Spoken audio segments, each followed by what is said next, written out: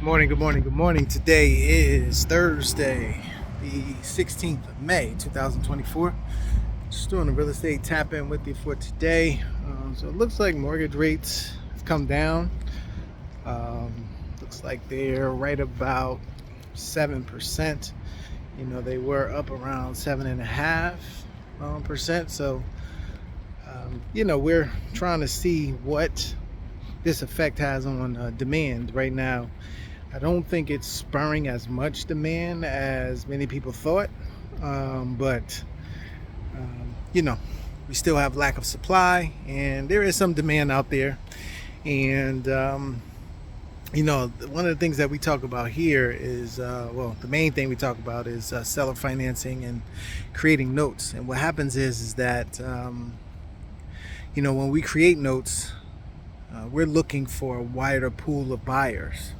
So we're looking for necessarily the person that can't go down to their local financial institution, their bank, and get qualified for whatever reason.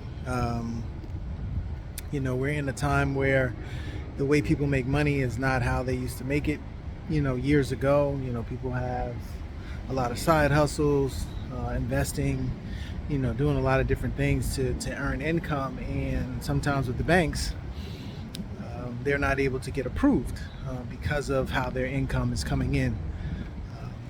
And then also too, with banks pulling back with the residential lending and commercial lending, it just creates more of an opportunity for us to find these particular buyers to help them become homeowners, because it's not that they can't afford it. They just may not dot every I and cross every T for a bank, but they are qualified. They have the income, they have the down payment and different things like that to become homeowners, and that's the opportunity that we offer. So just a good time to understand notes and be in notes right now. So I'm going to continue talking about things that we like about notes and why we want others to get involved. Today I'm going to talk about low risk and a high yield. The reason why we say that is because we protect ourselves when purchasing notes. Notes are always purchased at a discount.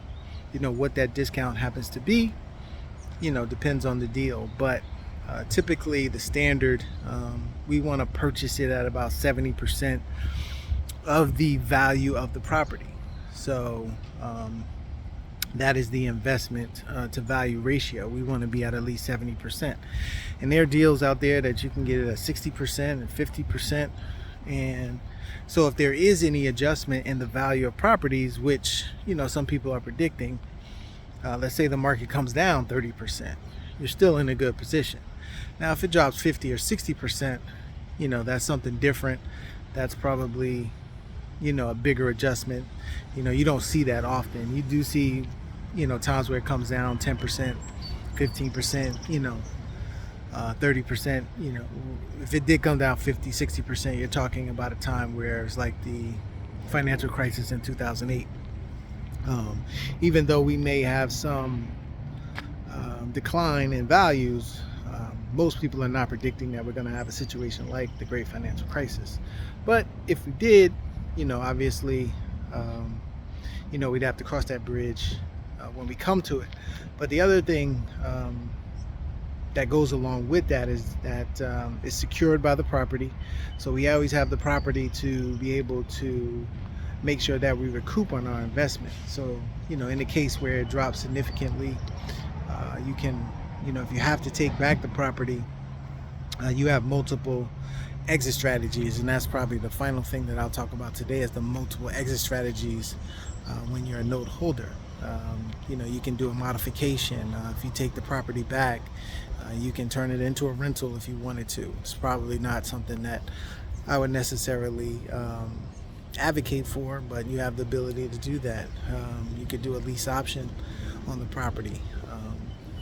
You can create a new note on the property, even if it's a lesser value.